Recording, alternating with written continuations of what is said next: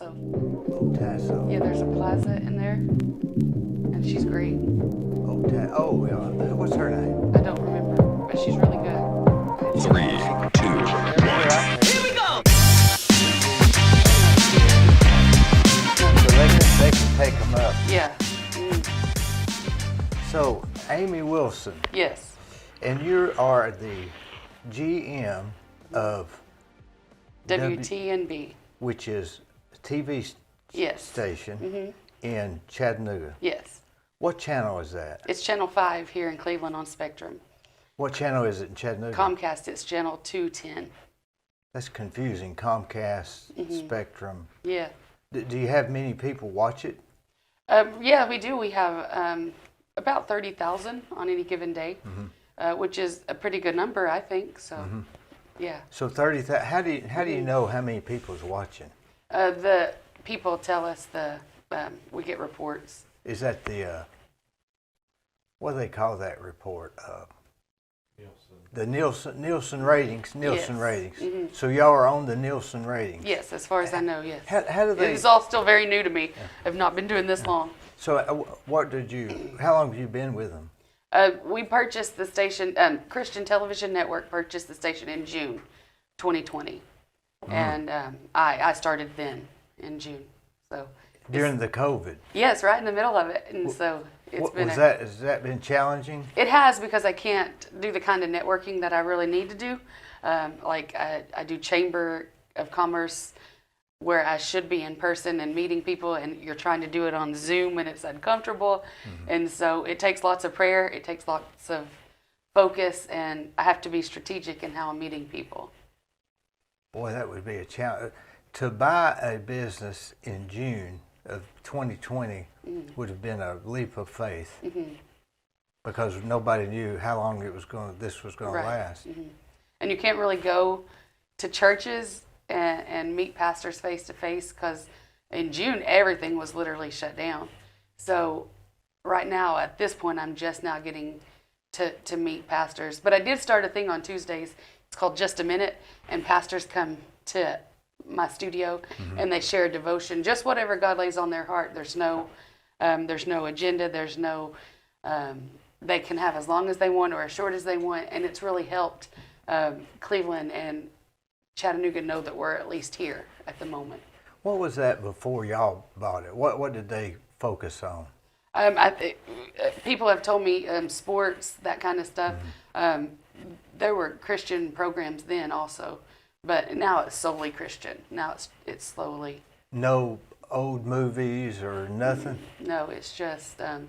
And we do have local programming. We have a bunch of new local programming coming. I'm excited about it. We have like 6 or 7 new churches that are signing contracts, and we're going to be able to bring local programming. That's very important to me. I got saved many years ago when I was 5, and I was watching Christian television. And my dad was a pastor, and I still got saved watching Christian television. And it's very significant to me that someone sees something on TV and the Lord changes their hearts and they find him. I want them to be able to get plugged in. So if they're watching a national program and they get saved, then praise God, they found Jesus. But if they're watching a local program and they bond with that pastor that leads them to the Lord, they can actually go to that church and they can begin being discipled. And it can go beyond just a salvation, and it becomes a whole new lifestyle, and they can find freedom from things. So that's how come local programming is so important to me as the GM, because it gives people a chance to connect beyond just what the TV says and what the TV does. So I'm excited to be able to offer some new local programming. We have a show coming for teenagers. He's a rapper. He's local right here in Cleveland. And What's his name? God, I don't know. I can't say his stage name. Yeah. It's Yahweh, I think, is his stage name.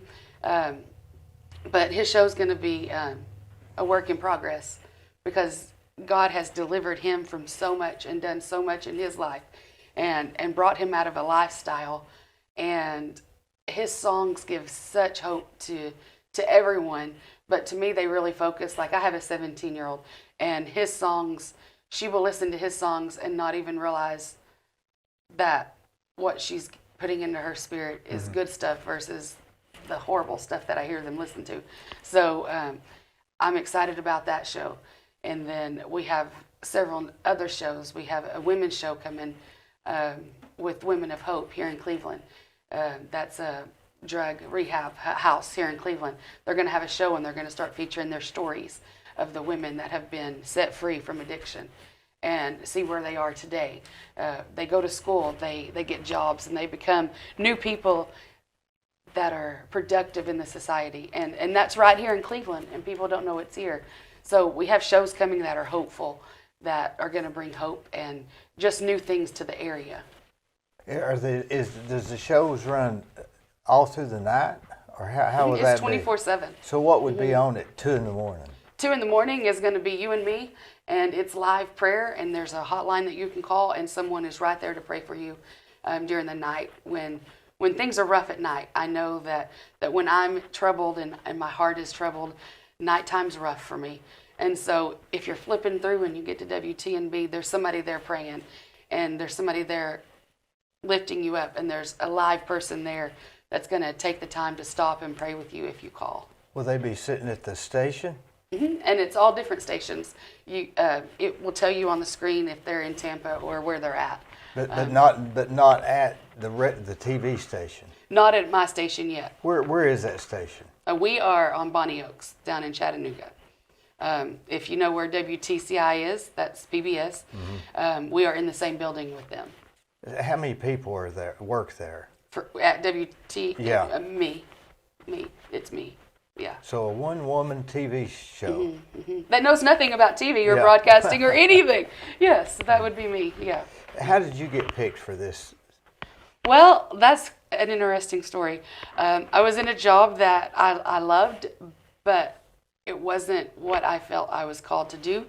And I graduated with my MBA, and so I had this degree, and I didn't know what I was going to do with it, and I wasn't happy in my job.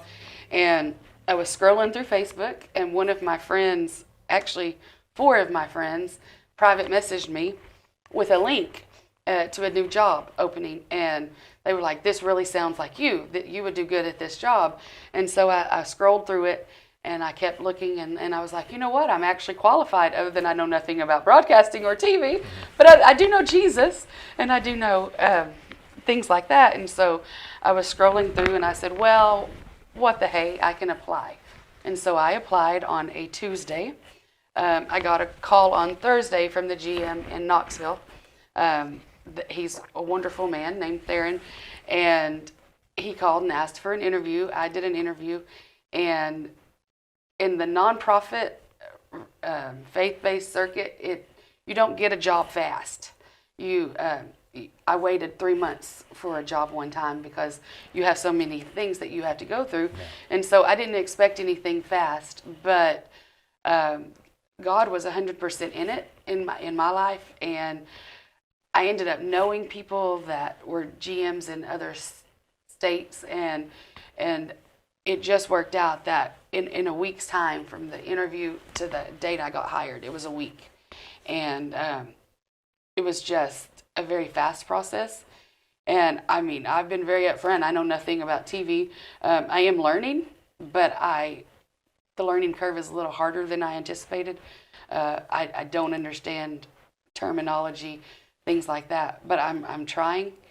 But new programs are coming, and that's really what matters, is to get the community involved.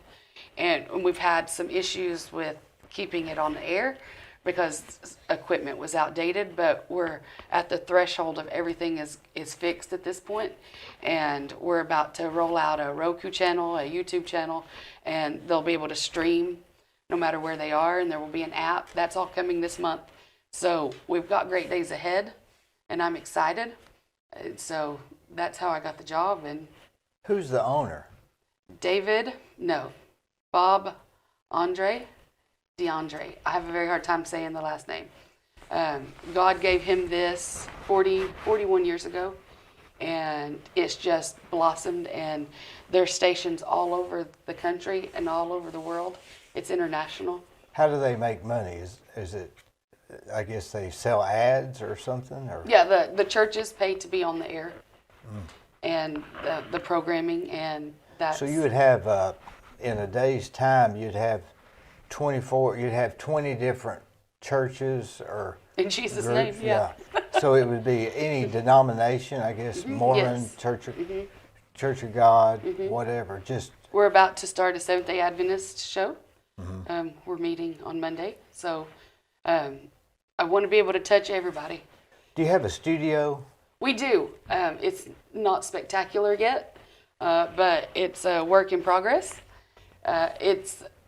We are hanging stuff actually this week, and so we're purchasing stuff one thing at a time. But we do have the cameras, we do have the equipment. We have a volunteer. His name is Tylis, and he's helping me set everything up. I don't have a way to really produce or anything just yet, but I'm praying that God will send some interns or something that can help produce some of the new shows that we have. So how do you know what goes on it? Do you program what show's coming on next, or how do you? Yeah, my station has master control at our headquarters in Florida, and so we have a program guide, and then they plug it in what's going to air when. So you plug it into them, you send it to them, Right, and then they. So you're not sitting there saying, okay, this show is 2:00, play that show. I'm not. There's someone in But Florida. somebody's doing it. But I certainly turn it on and make sure it's airing when it's supposed to. I monitor greatly that everything's working like it's supposed to. So I guess they could choose to have a TV show if they bought the rights or however that's done. They say, okay, we're going to have Andy Griffith on at 5:00, Right. or old westerns, but y'all are primarily in religion. Yes, we are. And why, if you have to put all this stuff together, why not just put it together in Cleveland rather than there? I don't really have an answer. Because it sounds like it could be done about anywhere, I guess. Yeah. Are you from Cleveland? I am born and raised. Born and raised. My dad pastored, so we moved a lot. Where did he pastor at? Nowhere locally. We pastored mainly in Illinois when I was younger. But you've been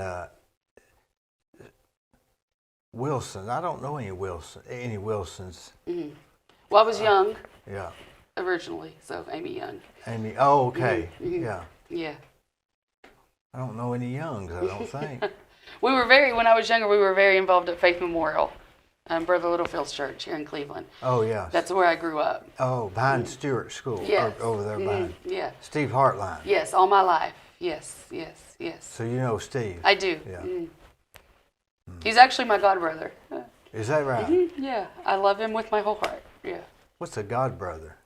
Well, I've heard of a godfather, but his parents, like when I was born, my mom and dad picked somebody that if they were to get killed or something, that would take over and raise my sister and I. I have a twin sister that would raise us, and Steve Jr.'s parents were who my parents chose.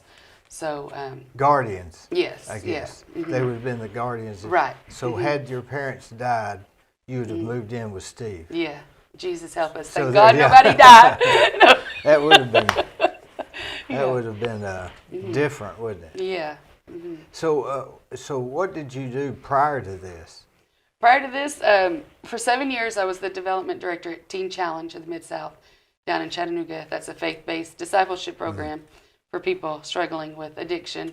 I was there for several years, and God taught me so much there that I'd take with me for the rest of my life.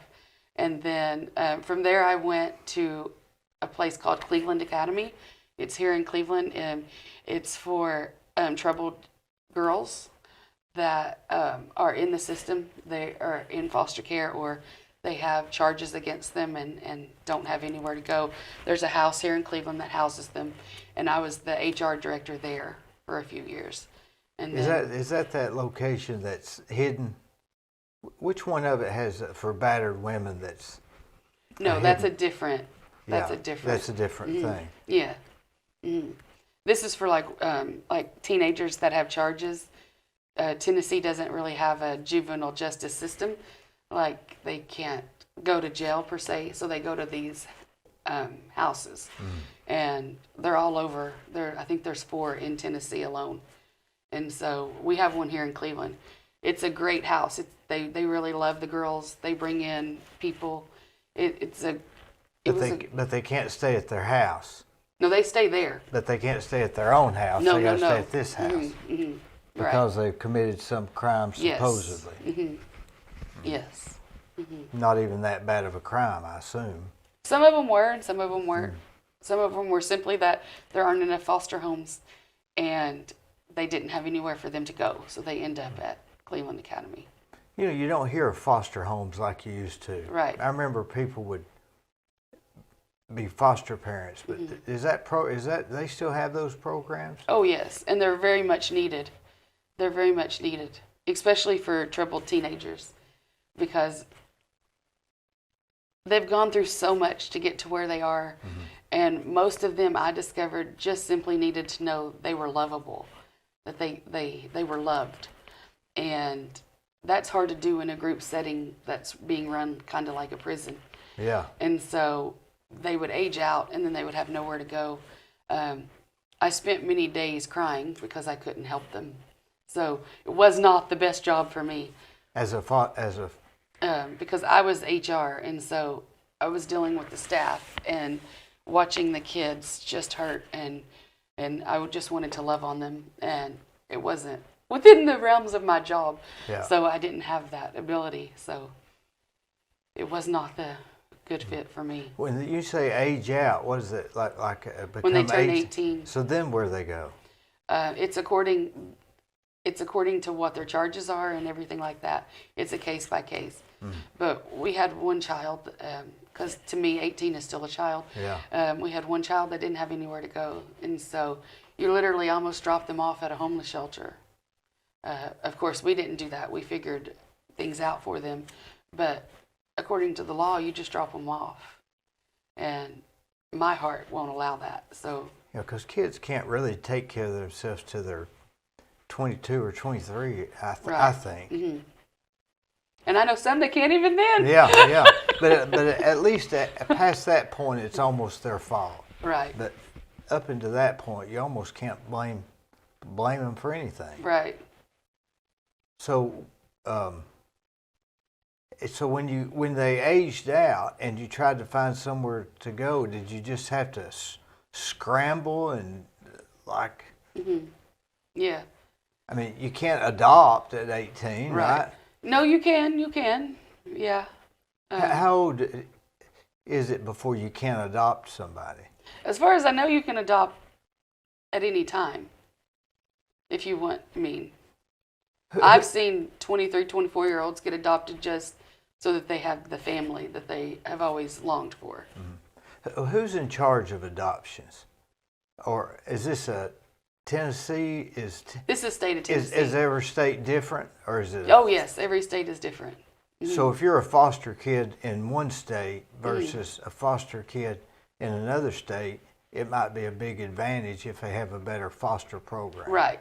Every state is different. What's the name of the Tennessee foster kids program? I do not There's know. such thing. I don't know. Because I really wasn't on that side of it. You're on the ones that were criminals. Mm-hmm. What department is in charge of that? Department of Children's Services, DCS. So Department of Children's Services is not for people that don't have a place to live. It's for kids that have committed a crime. They cover everything. They cover it all. Oh, so they would be in charge of foster Yes, kids. yes. You just weren't in that department. Right. Yeah, they would be in. DCS covers it all the way. Those workers deserve a lot of respect.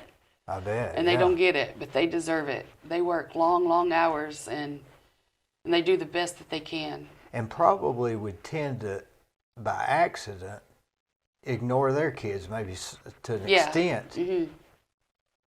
I have several friends, and I mean, they really work hard, and they really do care, and they get a bad reputation for not doing things the right way.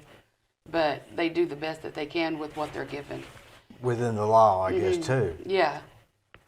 Boy, that'd be a hard thing to figure out. And drugs are just evil. Drugs are terrible. And every child had a parent that, I mean, I just watched drugs destroy families. And stuff. Which drugs?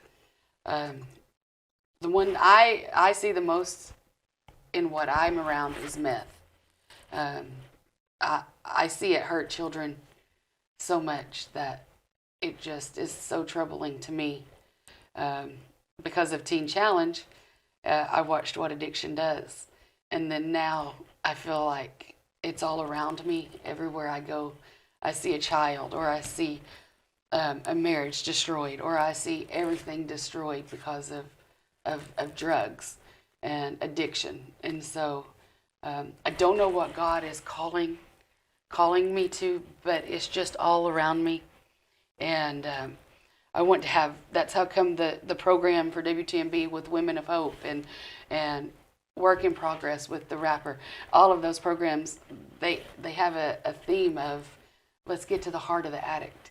And when you're scrolling through TV and you get to a show that all of a sudden is talking about something that you are familiar with, and no matter what class, you can be upper class, lower class, middle class, no matter where you are in life, addiction has touched you in some way. You may not verbally tell people, but addiction has touched you in some way. You have watched someone you love, you have dealt with it. And so you can take me out of the Teen Challenge, you can take me out of those things, but my heart is always going to be turned toward the addict and towards the family of the addict. So you will levitate in some form to that field. Always. I believe always, yeah. Yeah. Do you think addiction is the actual drug? They're addicted to that drug? Or do you think that they're addicted to the psychological diversion, if that makes sense? I don't believe an addict is an addict because they want to be. I don't think it's meth or cocaine or heroin or alcohol. I think that there's a heart issue. I think that there's something deep down that they haven't dealt with. There's been abuse. There's been something that they just need the pain inside to stop. And they're hurting. And Jesus really will take all that away. But you have to be willing. And my first husband was a graduate of Teen Challenge. He was an addict. And even now, he served 14 years, my daughter, and I have been to maximum security prisons to visit this man. And I have sent him money so that he could send my daughter gifts at Christmas to try to maintain a relationship with him. And we told him, I said, until you deal with the heart of the issue, whatever it is that makes you want to go back to the drugs, you're just going to keep going back. You're just going to keep going back. And he got out 2 years ago. And today I can sit here and say he's clean. But when he got out 2 years ago, he has battled. And it goes back to, you can know the Word of God, because programs like Teen Challenge instill the Word of God in you, but knowing it up here and knowing it here are two different things. And he had the knowledge, like you can say 1 Corinthians 13:1, and he can spout it off to you because he knows it up here, but allowing it to go to your heart is a different thing. So if you look at addiction as a heart issue, and you won't allow things like the Word and the support of others to go to your heart, then it's just a battle within themselves. And I had somebody at my house last night that struggles with addiction, and she was telling me about that she wasn't worthy to date this kind of guy because of what she had done. And until we can get past that mindset that we've made mistakes, there's not one of us that haven't. Those of us that proclaim to be perfect, and I've met people like that haven't had any struggles, they're probably the worst ones. And so we have to just come to terms with, yeah, we've made mistakes, we've messed up, we've done those things, but we can't allow that to define who we are now and who we're going to be. And I think that's an addict's biggest struggle, is that admitting that they've made a mistake, first of all, And then from there, learning how to move forward from that mistake and not define it. I wanted to just take the young lady last night and just hold her and let her know that yes, she's had a lot come against her, and she has every right to be in the pain that she's in, but she has love, she has support, she has people in her life that aren't going to judge her. I mean, there's no judgment from me. We all make mistakes. Now, 10 years ago, even 15 years ago, that wouldn't have been the case. I was very judgmental. I was very, you have to be this way, you have to be that way. But the Lord takes you down a road for a reason. And I'm at a place now that I just want to love people. And I just want to see them not hurt so bad. And so WTNB gives me that avenue.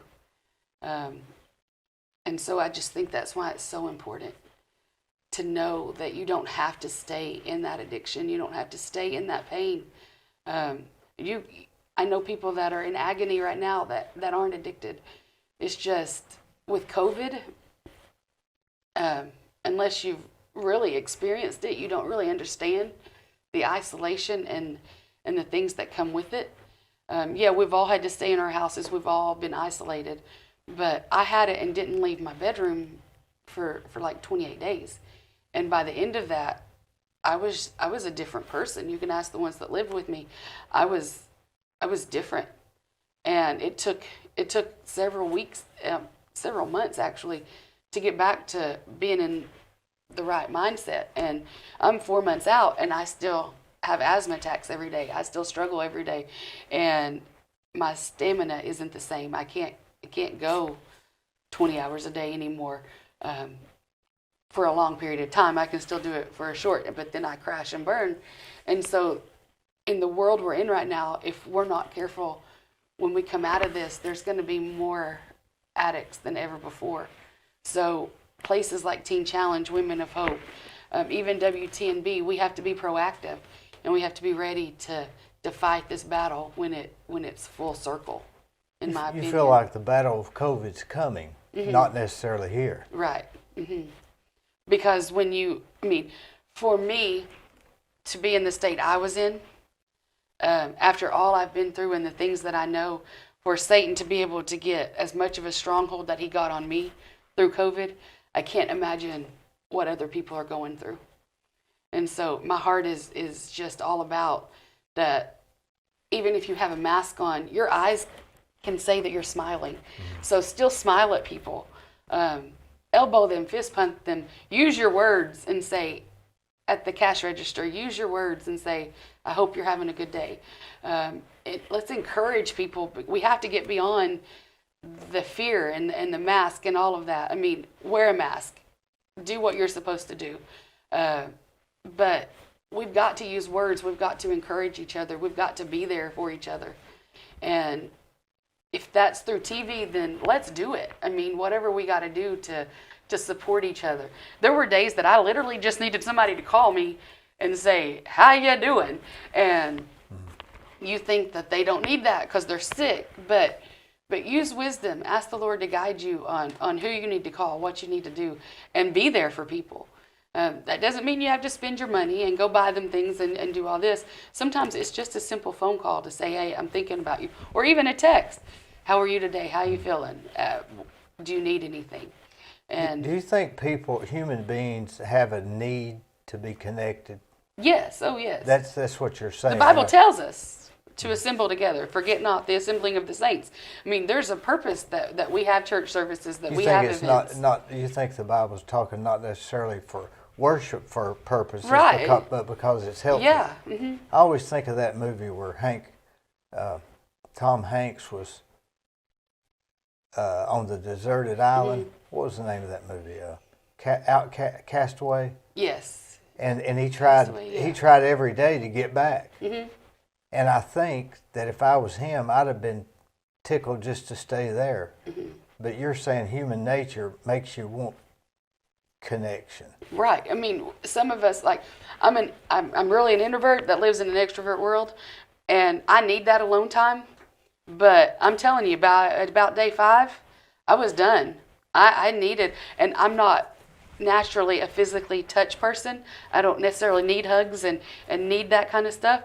But since I've had COVID, I need it. I need my babies over here to hug me and to tap me and tell me good day, how are you, good morning. I mean, I need those things, and it taught me so much about even those that say they don't. God designed us to need people.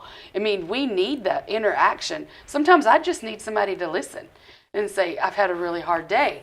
And God has placed those people in my life. I'm very thankful that I have people in my life right now that seem to really care. But there have been times that I haven't had that. And I think about these, I see people in Walmart and I see people around, and I can just see their loneliness. And we're not going to church. We're not going out. We're not doing those things. Like, you drive through town at 8:30 and restaurants are empty and things like that, which people are saying, well, that means people are spending time with their family. No, it doesn't. That means they're each in their bedroom on their cell phone or on their laptop, and they're not necessarily spending time together.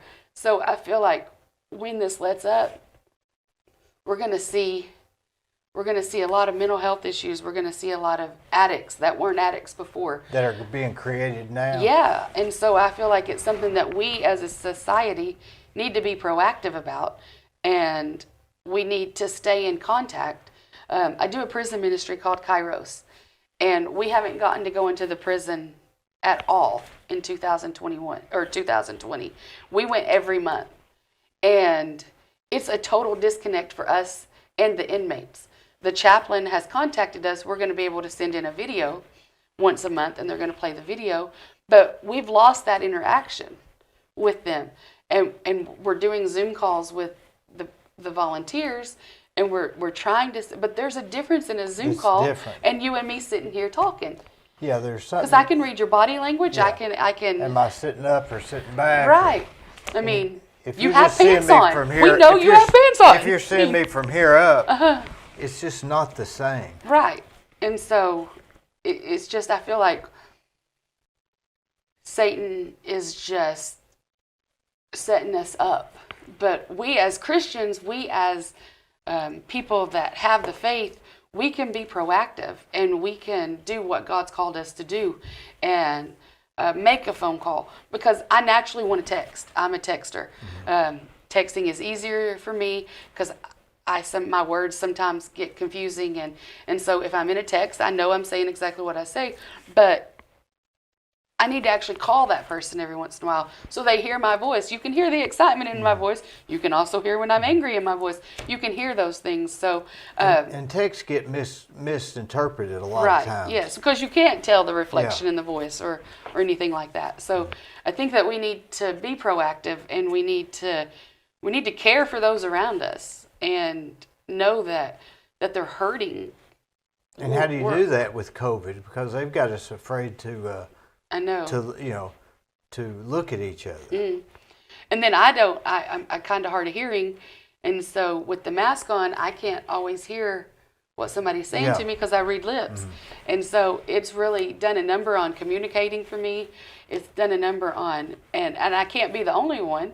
And so you've got to get past the fear and just love people. I get back to love. Is the 2021 for me is going to be about loving those around me, and even those that have really hurt me, because 2020 was a hard year. I got some big blows from some people that were never supposed to hurt you. Lots of pain from 2020 that I'm not carrying into 2021. I'm refusing. And how much of that do we attribute to the pandemic? A certain amount of that, I guess, right? Don't know what amount. Right. Yeah. But addiction, you say people get isolated, they want to communicate, they can't communicate face to face with people, and so that leads them to drugs. Right. Why does that lead them to drugs? They just simply want to feel different. Right. And I mean, they get bored, they're lonely, they want to not feel what they're feeling anymore, And so they just want to feel different. Mm-hmm. Yeah. And an aspirin won't do it. Right.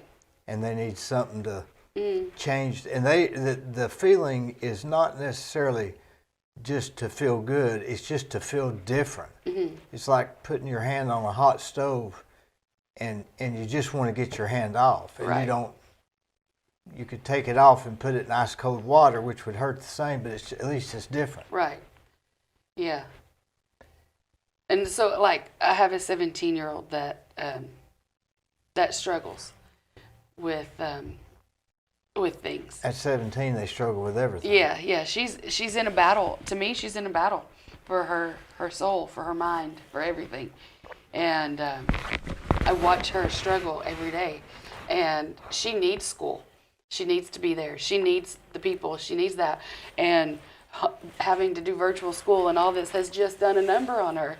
Mm-hmm. And it makes her, I watch all these teenagers. I have lots of teenagers at my house all the time. And every one of them that walk in are literally zombies. Broken. They're broken. They're hurting. They deal with issues. They cut. They deal with suicidal thoughts. They deal with alcohol. They deal with drugs. And these are kids that in the natural, you look at them and they have it all together. They have good grades. And I'm telling you, like 10, 12 kids in just the last month that have walked through my door. Something about me, I have something written on my face, confess to me, confessional. So we have these confessionals at 3 o'clock in the morning, and I hear these things these kids are saying. And I want to just fix it, and I can't. But God will give me avenues to help them. But if you have a teenager at home, don't let their good grades and their attitudes. I've learned so much in the last month about what these kids are doing in this generation that my mind is blown. I'm literally, because a few of these kids that have been at my house in the last month, you would never think would ever have a suicidal thought, ever think of cutting themselves, ever think of anything like that. And they've known me less than a month, and they're telling me all about this. So that means they really want help. They really want to change. They really don't want to grow up and be an addict. They want to change. And so we as adults, we as Christians need to get our act together and be able to see that our kids are hurting, that there's a whole generation that's hurting. And I don't know the answer right this minute. I don't have an answer to give you because I'm right in the midst of it, and I'm trying to figure out the way to help all these kids. I just know I can't do it alone. I can't take 10, 12 kids under my belt and do this alone. So we all need to step up to plate, and we all need to love our kids, and we all need to, I'm trying to learn to love them and not condone what they're doing, but not make them feel like I'm judging them. So to me, it's a balancing game right this minute. But I'm telling you, you'd be amazed at the kids that have been at my house and the things that they have confessed to doing during all of this with COVID. And everything they've done is not even that big a deal. They just can't get it through their head that it's not that big a deal. And so if they can't get that through their head, then they live with that guilt of doing something that's not that big a deal, and they can't get released from it. But the amount, all of them, 10, 12, how many kids you think have been at the house? 10, 12, around in there, 10, 12, every one of them at one time or another in the last month have confessed suicidal thoughts to the point of making plans. You know, so to me, that's the pandemic right this minute. Well, that reminds me of when I was in maybe the 4th grade. This seems like it has nothing to do with it, but I think it does. And I remember getting on the bus, and I sat next to the guy that was always in trouble. He didn't care. And I forgot my Valentine's. And it was Valentine's Day. And I said, oh, I forgot my Valentine's. And I was thinking, because I just got on the bus, and he said, I never take Valentine's. And immediately, it was okay. He didn't take Valentine's, and I'm not either. So I think kids are missing that communication of knowing that they're in the same boat as a lot of other. See, what made me feel better is I was in the same boat with somebody else. Mm-hmm. So knowing you're in the same boat with somebody is a big deal to releasing that pressure. Yeah, that's the truth. So I think that's what kids are not not getting right now. They're not interacting with other kids and saying, "Oh, they have this problem too," right? And they're dealing with it this way. So now they just don't know. And the traditional family is not traditional anymore. It's over. That's gone. It's over. And I hear these kids say, now what do you say about tradition? Describe traditional family. To me, it would have been my birth mom and dad. Leave it to Beaver? Yeah, my birth mom and dad, everyone in the house. We eat dinner at the same time every night. That I always longed for it. But we were always chaotic. And so... When did that stop and why did it stop? I don't know. I'm 43 and I don't ever remember having it in my home, but I remember my friends having it. I can remember when we lived in Illinois, my friends, they all ate dinner at the same time every night. They all sat down. And so I remember how much I longed for it. And routine or structure? Yes, yeah. Yes. And so I've tried to do that with my daughter, but I was a single mom. And it's impossible. I work, even now, I work 2 jobs. And I go all the time. I do prison ministry. I do all this. And I try very hard I cook dinner almost every night. I do those things. But as far as what people are programmed life should be, I think that's done. And so we have to realize that not every family is going to look the same, but that doesn't mean every family is dysfunctional. Does that make sense? Yeah, it's but I think routine is the big thing. Yeah, I think it's important. I think routine's important. No matter what it is, it's a routine. But that's personality type. My personality type is I want everything written on a calendar. I don't like spontaneity. I don't like that. I want it all written out. I want to go to bed at the same time. I want that structure. But do I really want it, or is it because I didn't get it when I was younger? I mean, it's that kind of thing. You have to balance it out. And I don't know if it matters. You know, they say. Well, it drives the people in my life that aren't structured crazy. Well, it's like the old question, nature or nurture. It doesn't matter. You couldn't control either one of them. Right. So if you're this way, you're just this way. And forget about changing it. Just deal with it. I guess. No, but I have changed. I've asked the Lord, because I used to see things black and white. There were no middle ground. It was no grays. There was no grays. And so about 8 years ago, I told the Lord I have to have some gray to make it. And He has shown me. And through showing me the gray areas, all of a sudden I've lost the judgmental part of me. It seems like it's Give me an area of something that used to be black and white, but now you have a gray. Okay, alcohol.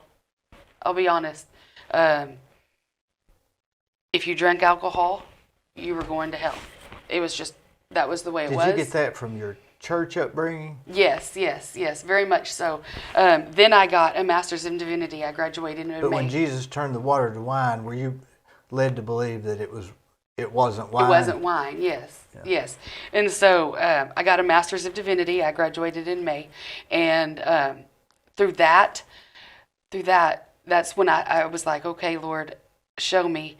And all of a sudden, the scripture, working your own salvation out with fear and trembling, became real to me. Because I discovered that it's your own. That alcohol to me is, if I'm getting drunk every night and it's affecting my life and things like that, then that's one thing. That at that point it would be something I needed to look at. But as far as having a glass of wine here or there, the world does it. It doesn't. To me, it doesn't constitute that you're going to hell anymore. But it did for 40 years. It did. And you carried that pressure maybe. Yeah, and then I would be out in public and I would see somebody that I knew from church and they had a bottle of beer or a glass of wine and I automatically judged them. Oh, they're not who they say they are. And my mind would do all this. And now it's just like, who cares? Who cares? Yes. Who cares? Yeah, yeah. But the young lady that was at my house last night, she's an addict. She's an alcoholic. She stopped at a gas station last night and she got a shot. That's crossing the line. Shot of what? I don't know. I didn't ask. Brandy, I think is what she said. But she got a shot of something. And at that point, that's an issue. All because she wants to feel different. Because she's hurting. Because addiction, I don't know. I mean, I go every morning and I get coffee. If I don't get coffee, I can't hardly think. Now, is it because the coffee helps me, or am I out of my routine? That's always been my question. Could be either one. And I'm not sure that it matters whether it's routine or I have to have the coffee. Get the coffee. But coffee's not been proven to hurt you. Right. And too much alcohol has been proven to hurt your liver, et cetera, et cetera, et cetera. So there's real reason. Obviously, I like food and I'm fat. So that's an addiction just as much as everything else. Just as much as the coffee. I mean, I've lost 112 pounds this year because it matters to me that I practice what I preach. So if I'm going to go to a drug addict and say you can't take drugs, then I'm going to change my lifestyle and I'm going to get healthy. So I think that if you're going to preach something, you need to practice it. So I'm diligent in that I'm going to get control of my eating. But even getting control of your eating, if you don't watch yourself, then you go back. You trade one addiction for another. I got to the point I had no vitamins in my body. And I was slowly killing myself, even though I was losing weight. So to the natural people around me, oh, she's doing great. She's losing weight. She's lost 112 pounds. But my body was dying because I wasn't getting the nourishment I needed. So that's where balance has to come in. Addiction is addiction. You quit drinking alcohol, but you start smoking pot, you're still an addict. You just traded it for one thing or another. And maybe that's okay. Trade it for something else. Well, but trade it for walking. I mean, I've lost enough weight that my blood pressure medicine has gone down, things like that. So I'm achieving what I want to achieve, but I'm not achieving what I want to achieve until I have balance and I'm eating the right way and getting the nourishment from the food. And I'm getting there. And that will evolve. You didn't know that in the beginning. Right. You had to start somewhere. I guess. So that's what I'm saying is that I'm not blind that addiction is only drugs, alcohol, this. Addiction can be whatever you make it. A cell phone. I'm a workaholic. I battle that. Yeah, there's nothing I can do about it. I quit trying. And I try to turn my cell phone off. I try to do those things. It doesn't work for me. I mean, so I know where my flaws are. I'm straightforward about them. And so that's a step in the right direction because I'm going to work on it. I mean, I do spend time with my family now. I consciously make sure that I disconnect when I need to. If that means giving my phone to somebody and taking my Apple Watch off and handing it to somebody, you keep this until we've accomplished this goal, then that's what I do now. But that's where a spirit of self-control comes in. You've got to set your mind to that I'm going to achieve this and do it. And I think you need to have a reason to achieve it. You have to come up with a real reason why I want to do this. And I want to do it because I want to be faithful. I think the why is more important than any of it. The why I want to do this. I think it's more important than the why I don't want to do it. Well, my daughter last year, we've had a rough life, and I thought that if I worked hard enough and had enough money to make sure that she had a car, she had everything that she wanted, then I was helping her life. But come to find out that at times she just needed me. She just needed me to cook dinner and sit at the table and play a card game with her. Watch a TV show. Watch a TV show. She needed that. And I can't go back and redo it. I can't go back and give her those things. But it's never too late. My pastor, David Riggs, at Faith Memorial, all those years, he said almost every service, it's never too late to start doing the right thing. It's never too late. Even if you have grown children, it's not too late. Schedule a night. Let them come over, play board games, do those things. You can't go back and redo, but you can certainly start. And so about a year ago, I decided I'm going to cook dinner. I'm going to do those things. And if that means that I give my phone to somebody, then that's what I'm going to do, because I only have a few more months with her. She's going to be 18. She's a senior. And the Lord used that baby to save my life. I never would have left my abusive husband, and he would have eventually killed me. But I gave birth to that baby, and he wasn't going to hurt her. He has hurt her, but not physically. I can't control what happens at this point, but I can be there, and I can love her. And so it's never too late to start. And I have had to learn that an email can sit there for 20 or 30 minutes. It won't sit there much longer than that. Right. But it can sit there for that length of time and me not respond. And a text message and the person that sent it really doesn't necessarily want you to respond right away. No, I actually get a comment back. I didn't expect to hear from you this fast. It's almost like annoying if you send it back right away. Now they feel like they got to respond. Right. And so I'm learning. It's a learning curve. I was a youth pastor for 7 years, and I remember teaching my youth, telling my youth, the day that I feel like I've arrived and I don't need anything is the day that I need to hit my knees the most.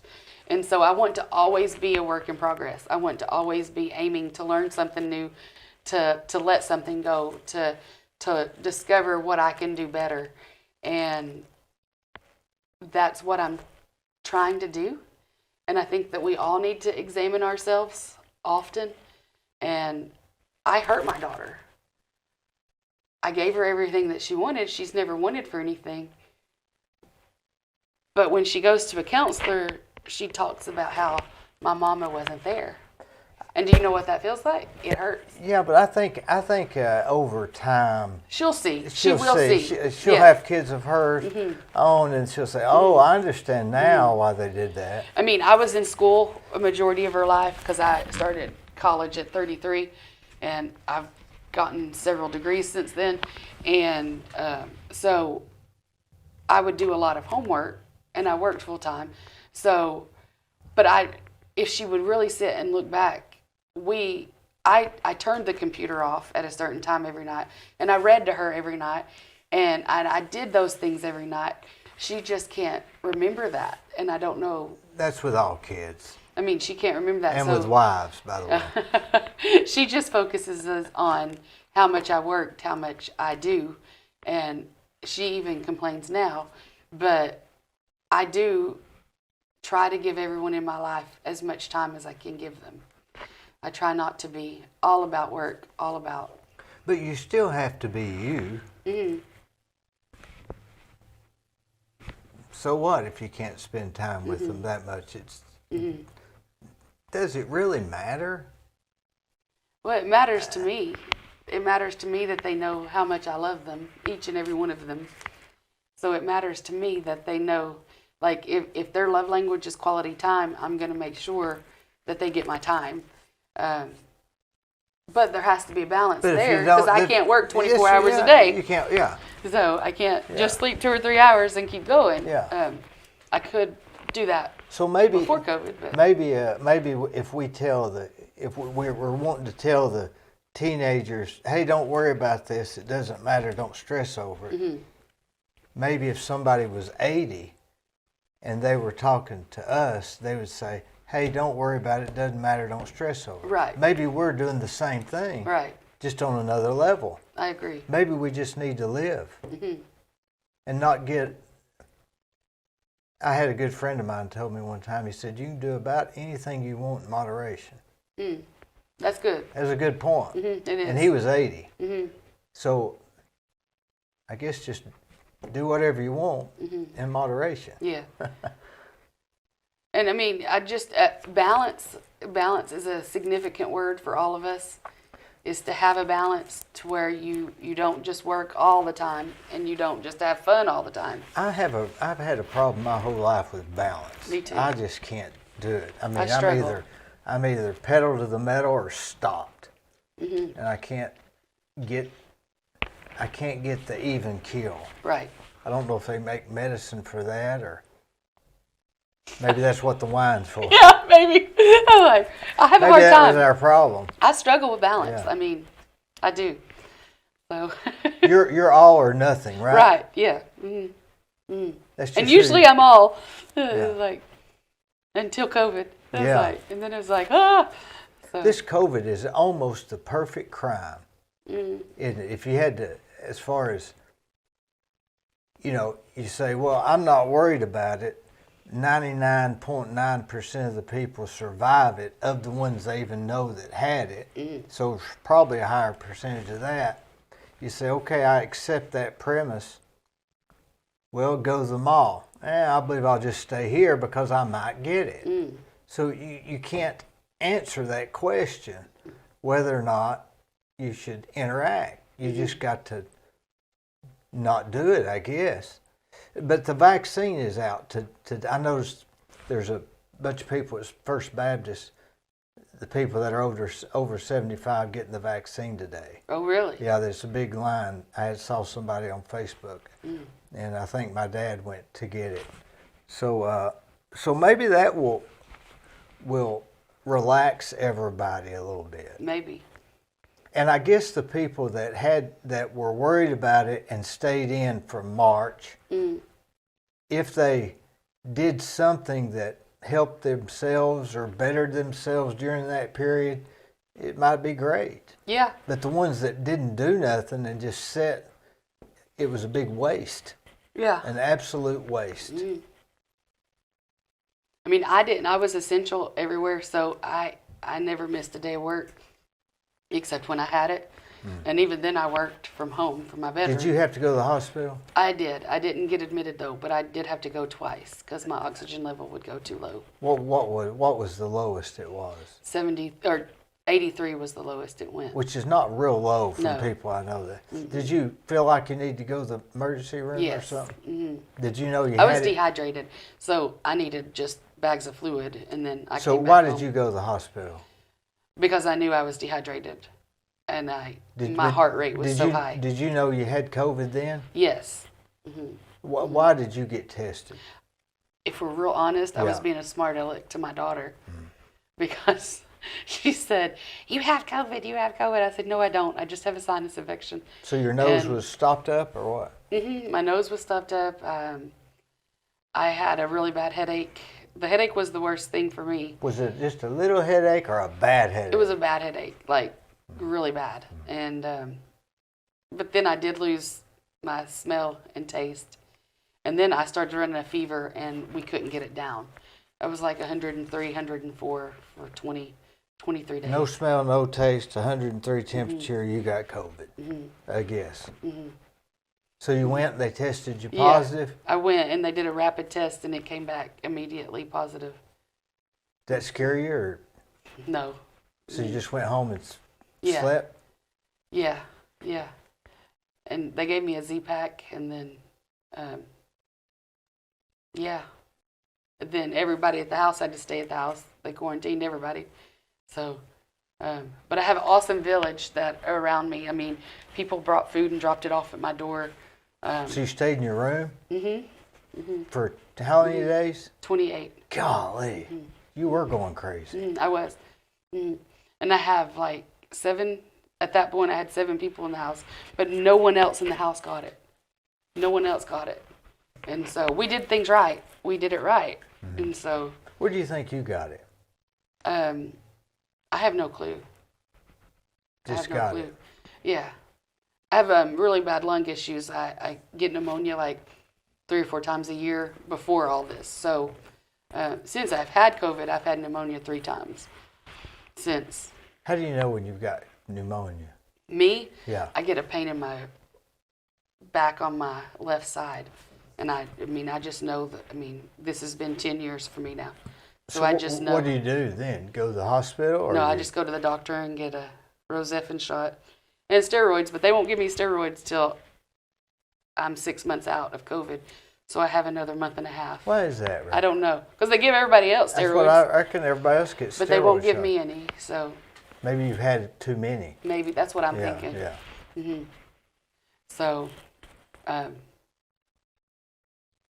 yeah. So I just have to be careful of what I do to make sure that I don't get pneumonia. When I feel the tightness, I start taking Mucinex, and I just do the things. And I take lots of multivitamins, lots of stuff. So when you start feeling the pneumonia coming on, you take Mucinex? It seems to help me. I take a Mucinex every morning. And I drink lots of water now. Mucinex makes my nose run. It speeds me up a little bit, and I feel better. Yeah. But I say every morning, three mornings a week, something like that. I'm not addicted. Right. Well, right now I'm taking it every day, just to make sure. You take the D? Yes. You have to sign for it when you go. No. I always have to sign for it. I don't know why. I'm buying generic stuff. Oh. It doesn't have the same stuff in it. Oh, it doesn't? I always get the D. It really helps. Well, I might go get some of that. Yeah, makes your nose really run. So are you on any other boards in Cleveland? Aren't you on, what all are you involved, name what you're involved in, WTNB? Family Cornerstones. Family Cornerstone, what's that? It's a faith-based nonprofit here in Cleveland that we go into homes and we help get children ready for kindergarten from birth to 5 years old. Is that working with Head Start or is that before Head Start? It's before Head Start. That's the before, yeah. But we work with the health department and the school systems, and they go in and they do like assessments on the younger children to catch things like autism and kids that are on the spectrum that might have a learning disability or are developmentally delayed, and we go in and teach that. Otherwise, you'd be setting them in an environment that they didn't. It'd be right, because as a parent, you're your child's first teacher. You may be singing A, B, C, D, E, F, G to them, but you're actually a teacher. You're teaching them, and so we come in with skills that you're not just doing building blocks. You're discovering that the child can put the block on top of each other and what to look for to see if there's developmentally delayed, to see if there's autism, to see if there's those things. And they're certified teachers. The two teachers that we have right now they actually have master degrees, and they're teachers. And right now, of course, they're not actually going into the homes, but they do virtual or assessments of every child. But they go go once or twice a month and meet with the parents and take activities with them of children that are suspected of maybe having a learning disorder. They don't even have to do that. They can just be a first-time parent that is battling postpartum or something like that, because it gives them another adult to have contact with. And so you might find out a child's got dyslexia or something like that. And we have a waiting list. We serve, I think right now we have 40 families in Cleveland and Bradley County that we serve. So people don't even know that this is here in Cleveland.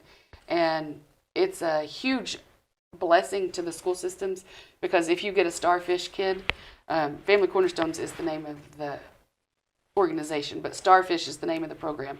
And it's called Parent as Teachers. It's a nationally syndicated program, and you earn a blue ribbon if you're one of the STAR programs. And we are actually a blue ribbon. Who funds that program? Right now it's grants and so individual. The federal government? No. If you take federal money, you have to take God out of it. And so it wouldn't be a faith-based program. So I run that also. So WTNB, Family Cornerstones. I'm the chair for the Kairos Prison Ministry on the inside. Which you mentioned. And then I help with worship at a few local churches in town. And my daughter and I are helping with church in Spring City with worship right now. And then I have a bunch of teenagers at my house all the time. So I consider that a ministry at this point. I built a building in Spring City, 2 of them. And it's a long way. You can't get there from here, hardly, Right. can you? No, it takes about 35 minutes for us. Yeah, at least. Mm-hmm. It seems like it's an hour. Mm-hmm. But it means my daughter's doing something that she loves. I like And- Spring City. Mhm. I just don't like it from here. Right. It is a very, It's a long way. There's nowhere to eat there. right. Well, they got a Hardee's. Yeah, we tried a little Mexican restaurant one Sunday after church. We ate It it. was We okay. used to eat at the deli there at that store, that grocery store. Right. Now we just drive back to Cleveland and eat somewhere here after Yeah. church. So, yeah. 35 minutes or 40 minutes. Mm-hmm. This is according to who's driving, Yeah. to be honest. So, Well, Yeah. what else are you involved in? Is that enough? that's about it right this minute. Yeah. So, Well, I tell you what, this has certainly been enlightening. Let me ask you this: if you were a teenager and you had addictions, or you were troubled emotionally, what book would you read or would you recommend?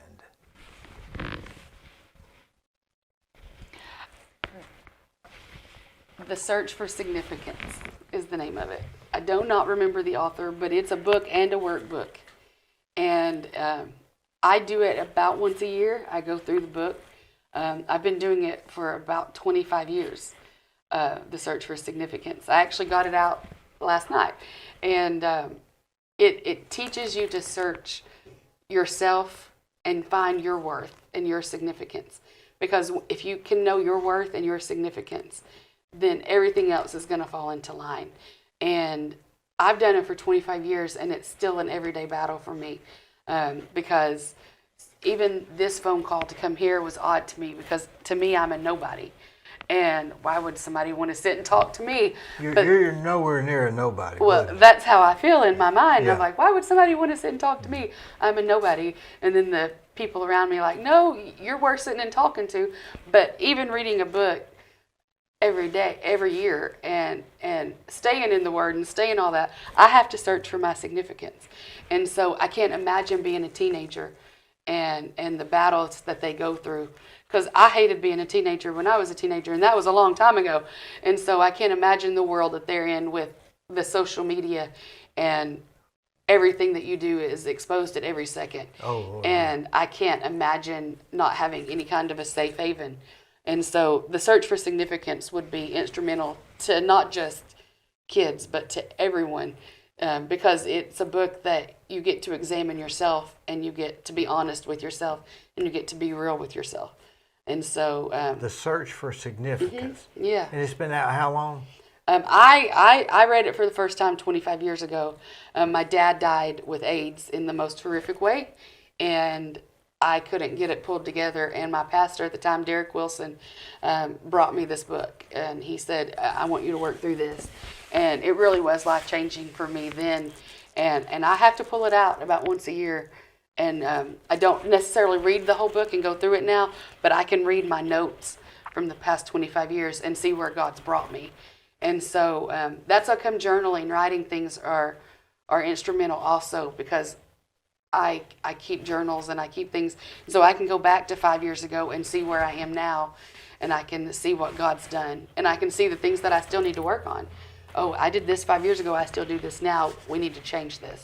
And so I think holding yourself accountable and Search for Significance would definitely be the answer. It stood the test of time with you, Yes. at least.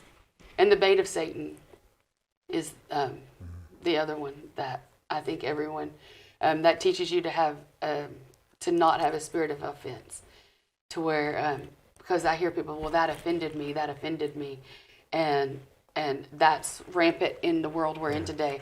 I can't do this because I'm offended. And the bait of Satan teaches you that's the bait Satan uses, is offense. And it gives you skills and things that you can do to not walk around and be offended. If I say I'm offended, it's a big, big offense at this point in my life, because you can almost do anything to me and I just, now, behind closed doors, I cry and I work through it, but I just don't want to live with a spirit of offense. And so The Bait of Satan would be a good book for that. When people get offended, then the next thing they seek is validation. Right. And they want that person that offended them to retract what they said. Right. And 90% of the time, that's never going to happen. They don't even remember they said it. Right. And if they did, they don't care. They don't care. Yeah. And then this person's still trying to get their validation. And if you're dealing with a narcissistic person, then they will take advantage Yes. of you trying to get validation from them. And then you try to get validation from those around you. And then you start telling your story, and you try to get people on your team. And when I got married, Derek Wilson, the same guy that did the Search for Significance, he said to me, he said, when you get mad at Billy, when you argue, when you guys fight, don't run to your mom and your sisters and tell them he did da-da-da-da-da-da-da, because they're not in love with him. You're going to forgive him. They're not. And so you're going to have all this animosity and everything. Of course, I did exactly what he told me not to. Sure. And I ran to them and I did all that. And then there was always a struggle with their relationship because of that. But he did abuse me aggressively. So some of that needed to be told eventually. But because of all I went through with doing that in that marriage, I don't do that anymore. And when I hear somebody, I'm like, well, there's 3 sides to every story. There's your side, there's my side, and then somewhere in the middle, there's the truth. Because we're always going to slant it in our favor. This is what they did to us. This is, and so you have to be able to find balance, back to my word of choice, balance, and know, okay, well, you have to look at this from both perspectives and find the truth that's somewhere in the middle. And sometimes you have to say, who cares? Just live. Yeah. Just live. I need more of that in my life. I do. Just who cares? It doesn't matter. But I do care. I do care what people think. I do care. And so I'm trying to find a way to not. And that's a problem too. Who cares what they think? You can't even control what they think. Right. Who cares? Yeah. If they're not buying you a cup of coffee, who cares? Right. Now I'm going to go get coffee when I leave here because you've said it enough that I want to go. So, yeah. I've enjoyed it. Pleasure, pleasure, pleasure. Thank you so much. Yes.